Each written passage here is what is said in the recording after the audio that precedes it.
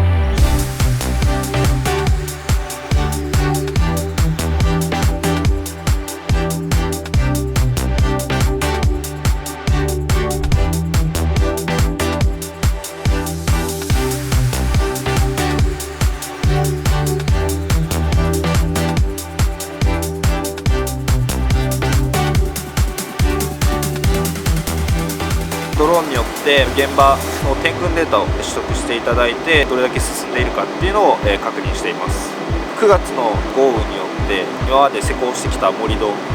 がどれだけ流されて、どれだけ補修をしていく必要があるのかっていうところを、今回点群データを取って計算することができたので、そこが非常に変わった点かなと思います。